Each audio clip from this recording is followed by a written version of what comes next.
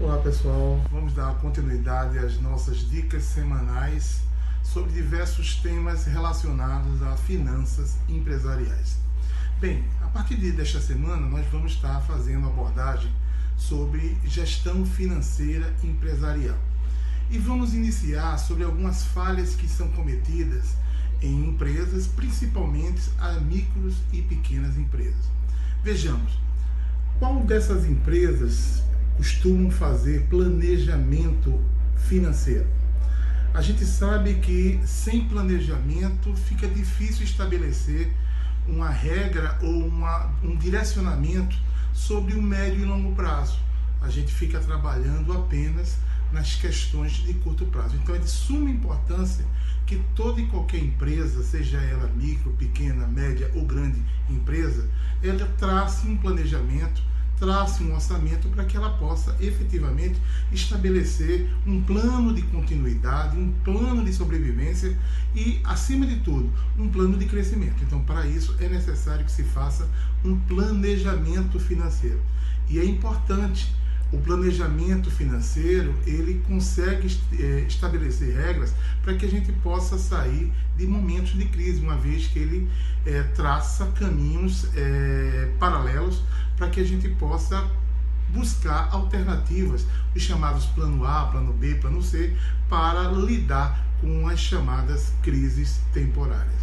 O segundo ponto que eu gostaria de abordar é a questão da mistura entre finanças pessoais e finanças empresariais. Se você é empresário que precisa efetivamente fazer retiradas para pagamento de contas pessoais, não joguem essas contas pessoais nas despesas da empresa, mas sim ou faça retirada via Prolabore ou até mesmo retirada de lucro, mas jamais colocando suas despesas pessoais nas contas da empresa, uma vez que fica difícil estabelecer qual efetivamente é o gasto, as despesas e qual seria o ganho econômico, o lucro dessa empresa, uma vez que ela estaria, na verdade, sendo comprometida em relação a despesas outras que não as despesas da própria empresa.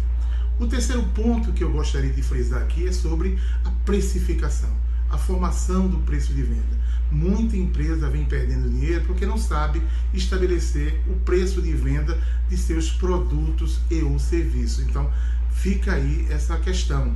Observe bem seus custos, seus gastos, seus investimentos e saiba, acima de tudo, fazer comparações com o mercado através dos concorrentes e através de novos produtos que estão sendo lançados.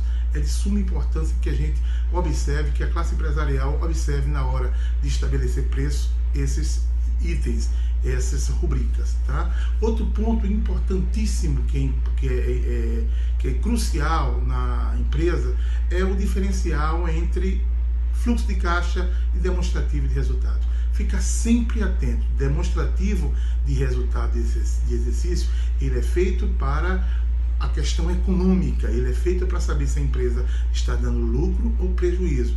O fluxo de caixa, ele tem um outro comprometimento. O fluxo de caixa é para saber como está a saúde financeira da empresa, a questão de contas a pagar, contas a receber. Se você não tem fluxo de caixa, se você não projeta o fluxo de caixa, como é que você vai fazer investimentos futuros? Como é que você vai saber quanto tempo a empresa tem condição de suportar as despesas? Então, é de suma importância que, primeiro, faça o seu demonstrativo de resultados projetados, como também o fluxo de caixa, e não confunda uma coisa com outra.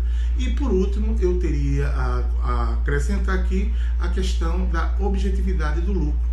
O que fazer com o lucro? Reinvestimentos? Se você tem um planejamento, você já sabe estabelecer o que fazer com esses superávites econômicos que a empresa estabelece ao final de cada exercício. Então é de suma importância que a gente observe essas regras para lá na frente não ter problemas.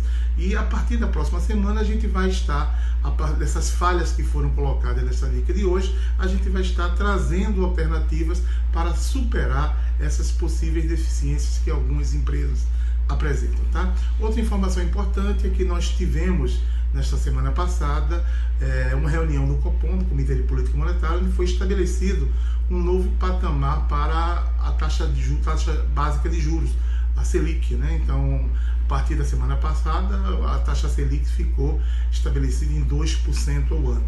Isso tem alguns impactos, principalmente nas operações, né?